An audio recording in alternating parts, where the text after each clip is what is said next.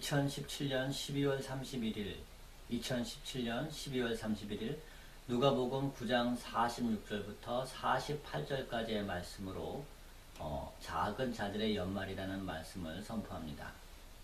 오늘은 2017년의 마지막 날이고 마지막 주일입니다. 2017년 마지막 주일 예배의 말씀이 누가복음 9장 46절부터 48절까지의 내용입니다. 예수님의 제자들 사이에 갈등이 있었습니다. 다툼이 있었습니다. 이 말씀을 한 해를 마무리하는 주일에 선포합니다. 사실 제자들은 누가복음 9장 1절에서는 한마음이었습니다. 예수님께서 각종 귀신을 쫓아내고 병을 고치는 능력을 제자들에게 주셨는데 이런 능력을 받고 하나가 된 제자들이었습니다. 그런데 9장 후반부에 들어서서는 제자들이 분열됩니다. 누가 더 크냐라는 논쟁이 화근입니다. 안타까운 일이지만 저희 삶에도 이런 현상이 마찬가지로 발생합니다. 2017년 시작할 때는 뭔가 계획을 세우고 마음이 정돈되어 있었습니다. 그렇게 한 해를 출발했었습니다. 그런데 연말이 되면 마음에 갈등이 생깁니다. 저희의 계획이 어그러지고 돌발 상황이 발생하여 저희 마음이 흩어지게 됩니다. 그래서 내가 이렇게 해서 생각이 바뀌었다. 이것도 하고 저것도 할 수밖에 없었다. 아니다. 계획을 잘못 세웠다. 하는 후회와 갈등이 저희 마음에 생깁니다. 제자들의 모습이 연말을 맞는 저희의 모습과 갈등한다는 면에서 유사합니다. 이렇게 갈등하는 제자들에게 예수님께서 교훈을 주십니다. 그렇다면 연말을 맞아 한 해의 평가에 갈등하는 저희들에게 예수님께서 교훈하심이 분명합니다. 이 본문을 통해 연말에 예수님이 주시는 교훈을 받고 그 의미를 깨달아 주님의 뜻에 이르기를 소망합니다. 먼저 46절입니다. 제자 중에서 누가 크냐 하는 변론이 일어나니 어떻게 보면 제자들이 정말 가관입니다. 누가 더 높은지 제자들 사이에 논쟁이 벌어졌습니다. 제자들이라면 누가 더 믿음이 큰지 누가 더 예수님을 사랑하는지 이런 논쟁을 벌였다면 이해가 될 텐데 그것이 아닙니다. 누가 더 크냐고 제자들 간에 논쟁이 있었다는 것이 참으로 한심한 일입니다. 제자들은 실상 서로 높다고 주장할 인물들이 못 됩니다. 제자들의 면면을 보면 평범한 직업의 어부가 대부분이요. 매국노라고 지탄받았던 세리, 혁명을 꿈꾸던 자 등 특출한 출신이 없습니다. 그런데 제자들 간의 논쟁이 누가 더 크냐라는 논쟁이 벌어졌습니다. 왜 이런 논쟁이 제자들 사이에서 벌어졌을까 추측해 봅니다. 그 첫 번째 추측의 근거는 제자들이 예수님께로부터 능력을 받은 것이 부작용으로 나타날 수 있다라고 생각이 됩니다. 세상에서 볼 때 나는 별거 아니지만 나에게도 하나님의 능력이 함께한다. 나도 능력 있는 하나님의 종이다. 다른 제자들에게 능력으로는 꿀릴 것이 없다는 생각을 했을 수 있을 것입니다. 그래서 서로 갈등이 있을 수 있습니다. 다른 갈등의 가능성은 제자들 간의 특권의식입니다. 베드로, 야고보, 요한은 제자들 중에서도 중심 제자였습니다. 제자들 가운데 이너서클이었습니다. 예수님께서 이들을 변무하신 산에 대동하셨습니다. 그리고 다른 성경에서도 이들의 이름이 자주 언급됩니다. 제자들 사이의 중심 제자들과 평범한 제자들 간의 질투와 집단의식이 있을 수 있습니다. 더구나 오늘 본문 전에 귀신에 잡힌 아이를 고치지 못한 책임 공방이 이를 더 자극했을 것으로 생각됩니다. 예수님께서는 제자들에게 믿음과 기도를 교훈하셨지만 제자들 간의 질투와 갈등을 이 사건이 더욱 초래했을 것입니다.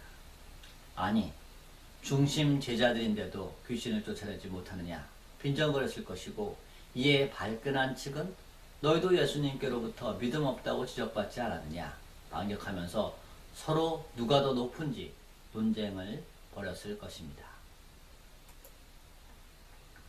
생각해보면 누가 더 높으냐는 것, 결국은 누가 더 다스릴 수 있느냐, 즉 권력의 문제이고 권력의 논쟁입니다.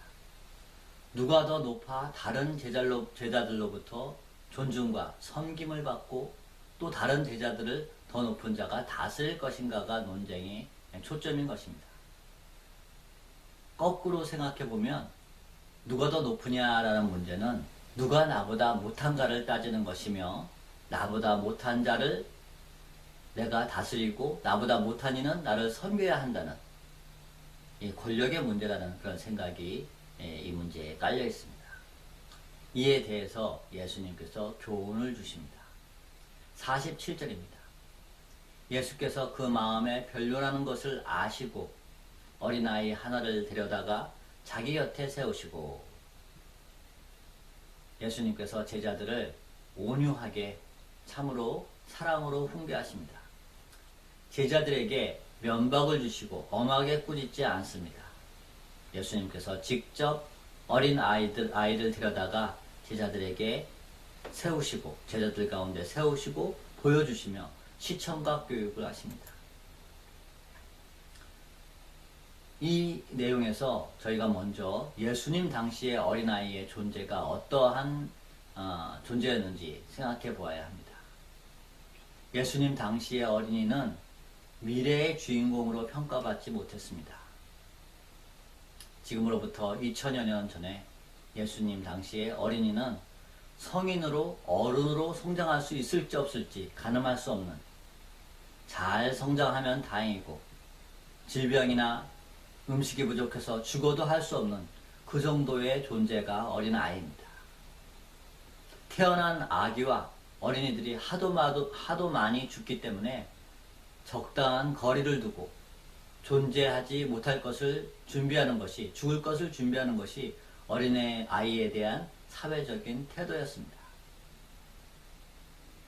살면 다행이고 죽으면 어쩔 수 없고, 그것이 그 당시의 사회였습니다. 그리고 어린아이는 노동력에 있어서도 가정에, 사회에 큰 도움이 되지 못하는 쓸모없는 존재였습니다. 다행히 잘 먹고 성장해서 일손에 도움이 되거나 어리더라도 작업 현장에 필요한 존재가 그 당시에는 아니었습니다. 어린아이가 먹는 것이 어떻게 보면 어른 장정이 먹는 것을 축내는, 그래서 아이들을 먹이긴 먹여야 하겠지만 어른부터 드셔야 하고 그것이 합리적인 선택인 그런 경제구조의 사회입니다. 예수님 당시의 어린아이는 온전히 존중받는 존재도 아니요, 미래로 평가받는 존재도 아니요, 가정에 필요한 존재도 아닙니다. 곧 죽을지도 모르는 약하고 힘없고 도움 안 되는, 그렇다고 버리지도 못하는 존재가 어린아이입니다. 이런 어린아이를 예수님께서 데려오셔서 논쟁하는 제자들 앞에 그 가운데에 세우십니다. 48절입니다. 그들에게 이르시되 누구든지 내 이름으로 이런 어린 아이를 영접하면 곧 나를 영접하며, 또 누구든지 나를 영접하면 곧 나를 보내신 이를 영접함이라. 너희 모든 사람 중에 가장 작은 그가 큰 자니라. 누가 더 크냐를 논쟁하는 제자들에게 예수님께서 주시는 교훈입니다. 예수님의 가르침은 두 가지를 담고 있습니다. 첫째는 작은 자를 영접하는 것이 하나님 그리고 예수님을 영접하는 것이다 라는 것이 첫 번째 내용입니다. 두 번째는 너희 중에 가장 작은 자가 큰 자라는 것입니다. 제자들이 누가 더 크냐를 논쟁하니 너희 중에 가장 작은 자가 큰 자다 라고 알려주신 두 번째 내용이 더 직접적이고 적합한 것 같습니다.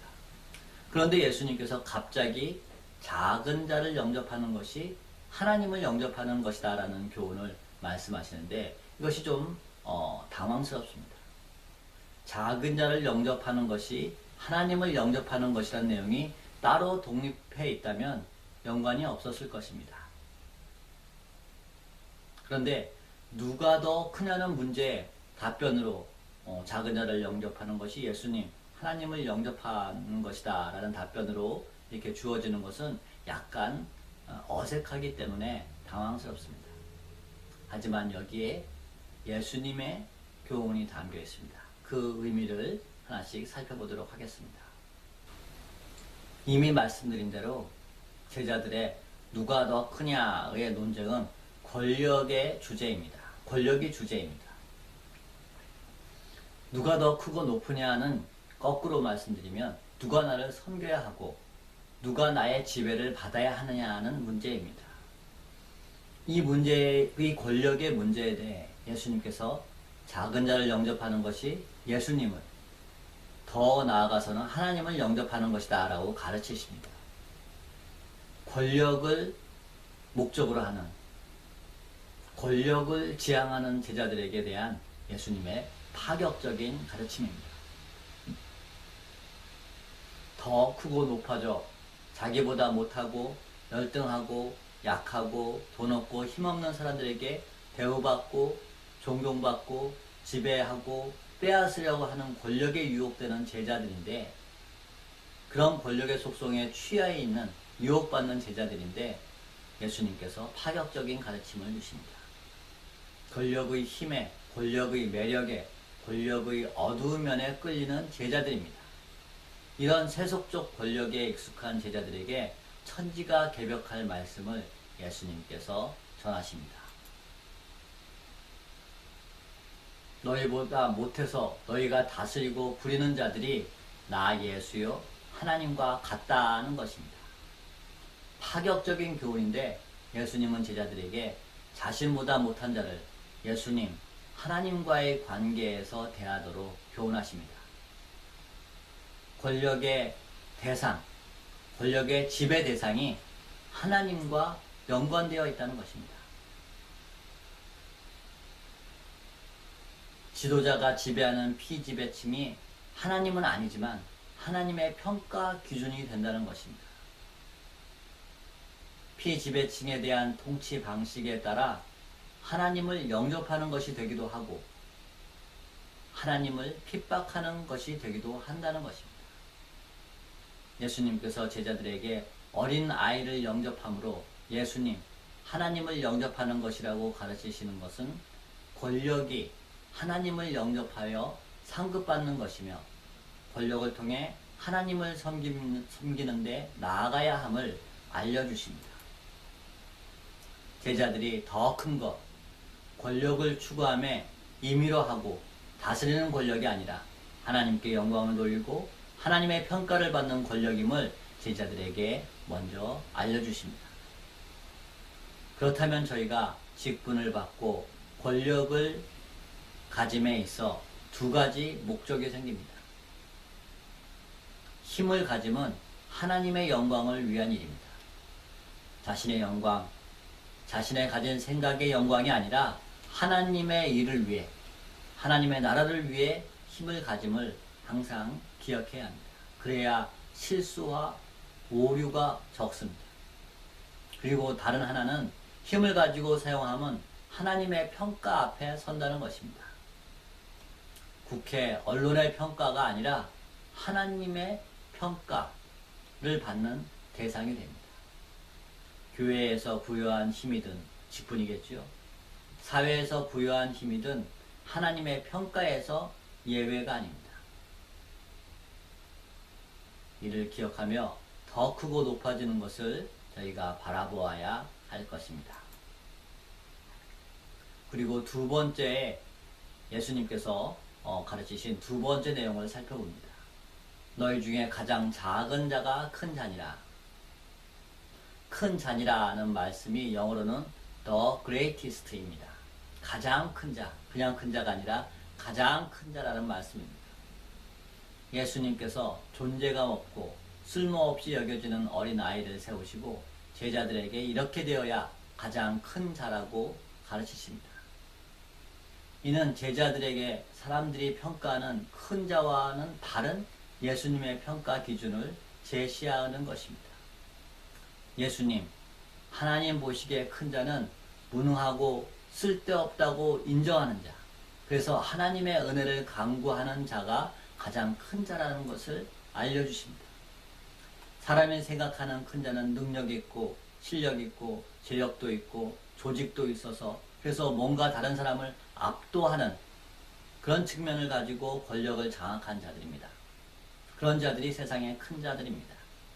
하지만 예수님께서 제자들에게 말씀하시는 것은 하나님 앞에서의 큰 사람, 하나님의 기준에서 볼 때 큰 자입니다. 하나님 보시기에 큰 자는 하나님의 은혜를 간구하는 자, 하나님의 은혜를 간구할 수밖에 없는 자, 그런 작은 자, 하나님의 은혜가 필요하다고 절실하게 느끼는 작은 자임을 저희에게 알려주십니다. 누가 가장 큰 자인가 논쟁하는 제자들에게 예수님께서 하나님의 기준과 평가를 제시합니다. 하나님이 인정하시고 칭찬하시는 그런 큰 사람이 되는 것이 중요한데, 이는 자신의 부족함을 인정하고 은혜를 사모하는 자가 하나님 앞에 큰 자이다. 이것을 우리에게 알려주시는 것입니다. 예수님의 가르침을 기억하며 우선 저희가 하나님 앞에 자신의 부족함을 인정하는, 그래서 하나님 앞에 큰 자가 되기를 소망할 일입니다. 업적과 능력으로 큰 자가 되는 것이 아니라 하나님의 은혜를 사모하고 하나님의 은혜에 굶주리고 목마른 자가 큰 자임을 알아 항상 하나님의 은혜를 사모해야 합니다. 그리고 하나님의 허락하신 위치와 능력을 하나님의 영광을 위해 사용하여 하나님의 상급을 받아 누릴 일입니다. 저희의 행하는 모든 일이, 저희의 행사하는 모든 힘이 하나님의 평가 대상임을 기억하며 삼가고 하나님을 기뻐하시는 일을 위해 힘을 쓰며 이 힘을 사용할 일입니다. 그래야 주님이 인정하시는 큰 자, 주님이 인정하시는 큰 사람이 될 수가 있습니다. 사람과 동료가 인정하는 큰 자가 아니라 하나님이 인정하시는 큰 자가 되기를 위하여 저희 소망을 두어야 할 것입니다. 2017년 마지막 주일 예배를 드리며 처음엔 하나 되었으나 분열과 갈등된 제자들을 통해 저희가 교훈을 받습니다. 저희도 한 해의 시작은 한 마음으로 저희 개개인의 목적과 계획으로 시작하였으나 연말은 갈등과 후회, 미련으로 가득 차 있습니다. 예수님께서 제자들과 저희에게 권면하십니다. 연말을 가장 잘 맞이하는 것은 연초 계획의 성취와 축하가 아니라 하나님 앞에 부족했음을 고백하며 은혜를 사모하는 태도라는 것입니다. 성취하고 교만한 것보다 부족함을 인정하며 하나님의 은혜를 사모하는 자를 하나님께서 더 큰 자라고, 크게 이룬 자라고 칭찬하십니다. 이것이 연말을 대하는 바른 자세입니다. 그리고 둘째는 이런 일들을 자신의 소유로, 전리품으로 다스리려 하지 말고 겸손한 마음으로 하나님께 영광을 돌려야 한다는 것입니다. 비록 저희 스스로가 계획하여 이룬 일이라 할지라도 겸손히 감사하며 하나님의 영광을 드러내면 저희가 한 일을 하나님께서 인정하시고 칭찬하십니다. 작은 자를 영접함이 예수님, 하나님을 영접하는 것이라는 교훈의 적용입니다. 이룬 일 앞에 겸손함이 하나님의 칭찬을 받습니다. 오늘 말씀을 통해 2017년을 보내며 부족함을 인정하는 작은 자로 하나님께 큰 자라고 칭찬받으시기를 소망합니다. 그리고 이런 일을 과시하기보다는 이런 일 앞에서도 겸비하여 하나님께 영광을 돌리고 하나님의 인정을 받는 지혜로운 큰 자가 되시기를 간절히 소망합니다. 기도하시겠습니다. 하나님 아버지, 2017년을 보내며 예수님의 교훈을 상고했습니다. 갈등하는 제자들에게 작은 자가 되라는 예수님의 가르침을 통해 저희가 2017년 마지막 날에 작은 자가 됩니다. 여전히 저희는 하나님의 은혜가 필요한 하나님의 은혜에 굶주리고 목마른 죄인임을 고백합니다. 주님, 저희를 긍휼히 여겨 주시옵소서.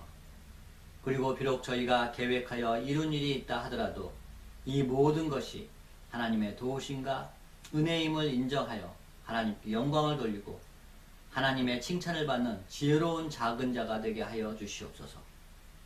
지혜로운 작은 자는 작은 자, 미물, 미생이 아니라 하나님이 칭찬하시는 큰 자임을 믿습니다. 믿음으로 주님 앞에서 큰 자로 칭찬받게 되기를 간절히 사모하오며 저희를 구속하여 주신 예수님의 이름으로 기도하옵나이다.